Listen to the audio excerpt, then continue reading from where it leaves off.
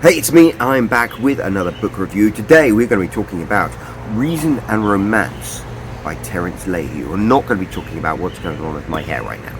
Stay tuned. Hey guys, it is me. I'm enjoying the sunshine. Isn't it a gorgeous day? I thought it was a little bit of time to sit down and make some videos about some books I've read recently.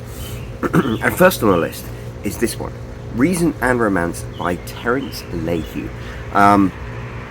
It's funny, I always like to start my reviews by explaining why I read this book in the first place. And I actually received this book from Terrance directly. He mailed it to me. Although, if I'm completely honest, and you have to take my word for this one, I'd seen him talk about it, and I was actually so interested in it, I planned to purchase a copy myself. So this is a book I would have read eventually anyway, just because I like to support people who are in the same community as I'm in. I like to support other writers. And I kind of dug everything about this, which is really where the thrust of my review comes from. Because normally when you write a review about a book, or make a video review about a book, you talk about whether you like the book or not. And I really did enjoy this book immensely. But to me, what really stood out about it was the fact that this is Terrance's first book. Now, he's a ghostwriter, so I don't think this is the first book he's ever written, but this is his first book as an author. And it was motorcycle going past there. It was astonishingly competent, which sounds like a backhanded compliment, but it's not. So I'm a self-published author. I've sold 67,000 copies of my book, so I know a little bit about this business, and I've learned certain ingredients that you need to have a successful book. And it's very rare that a first-time author actually gets those ingredients right. I wrote and published 11 full-length novels before I ever published my first bestseller.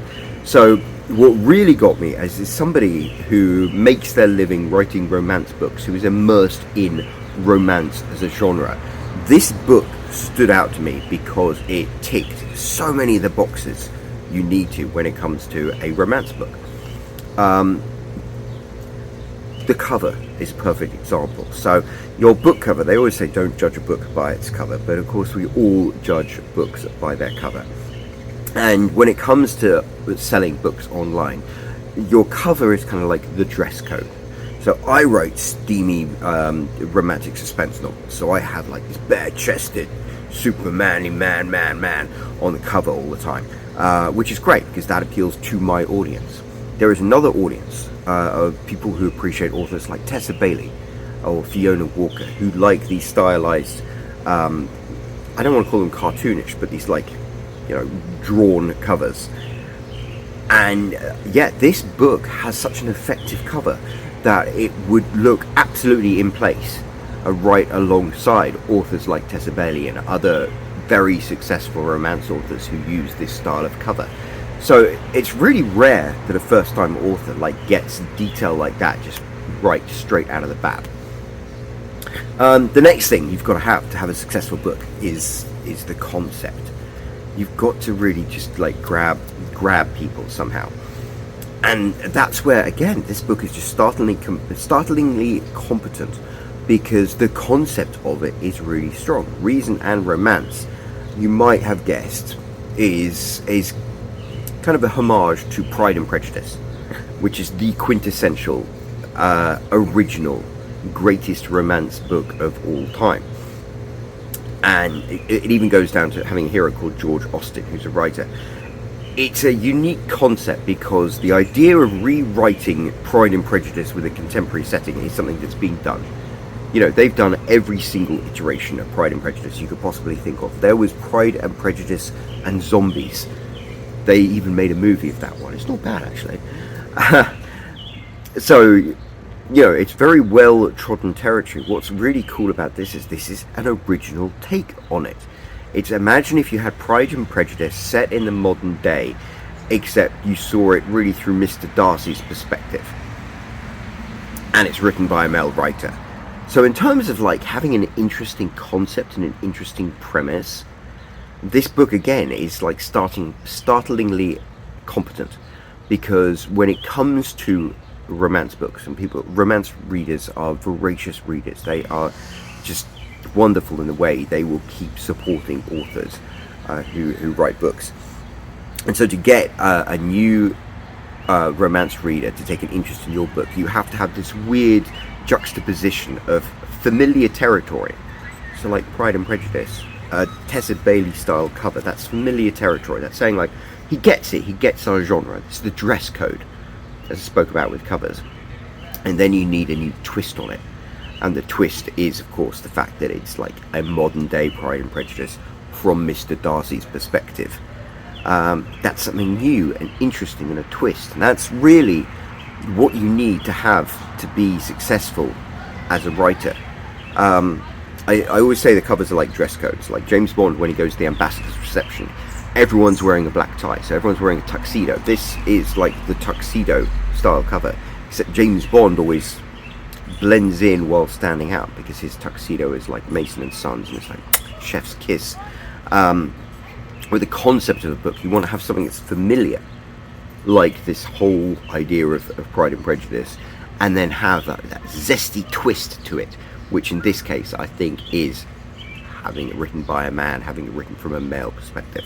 So there is a lot to appreciate right out of the gate with this book. And Terrance, we need to chat, because like you've got some avenues to make this book quite successful through marketing and promotion that I might be able to help you with. So we'll chat. But what about the book itself? Well, I like to read self-published books, and again, that means, you know, you run the gamut of some self-published books aren't as strong as traditionally published books. Traditionally published books, you know, they normally have like this level of quality, this reader author promise that they kind of meet. Self-published books quite often fall short of that. This book didn't. I read this book, opened up and started reading, and I was immediately like engaged, because Terrance writes brilliantly. The book to me read like an episode of Frasier. It's got really witty dialogue and like wonderfully vivid characters. The main character, George Austen, who is a successful writer who sneers at romance. I mean, yeah, in my head I could almost imagine him played by a young Kelsey Grammer, because he had that like Frasier acerbic sharpness to him. And Margaret Clark, who is the heroine of this novel, the love interest, she's like a wonderful foil. And then you've got George's mother and George's sister and George's sister's boyfriend and George's editor, and all of these different characters who are really well written and believable, and the interaction between the characters is delightful. I love that movie Knives Out with Daniel Craig and Ana de Armas and Janet Lee Curtis and all these wonderful actors. I can almost imagine like that same ensemble cast coming together to fill the roles in this book, and you could imagine them speaking with that sharp wittiness. And I really, really enjoyed reading it from that perspective. It's like a charming, charming book. As somebody who writes romance, I was also really impressed with the structure of it, because people deride romance as a genre. And one of the delightful things about this book is, you know, our hero, George Austen, he sneers and looks down his nose at the romance genre until he starts writing one himself. Romance is much more sophisticated than people give it credit for. I call it long-form poetry, because there are beats that you have to hit, just like with a sonnet or a haiku. You know, you've got to have the hero and the heroine meeting at the climax of the first chapter. You've got to have that initial distrust, and then they bring that bond together, and they have the soft breakup, and then they have the hard breakup, and the hero has to sacrifice something. These are all beats that you cannot afford to miss to write a romance novel. Writing a romance novel, you can write a thriller that's entertaining just through luck, because, you know, we are all brought up, we spend our lives hearing stories. So even if we can't articulate it, we all understand the structure of the story. So somebody could sit down, and if they're a half-decent writer, they could write a thriller that could be quite satisfying. But nobody ever sat down and wrote a satisfying romance novel without understanding the beats of a romance novel and the structure of a romance novel, because it's not something that's done by accident. This is why the romance genre needs to be given so much more credit than it is.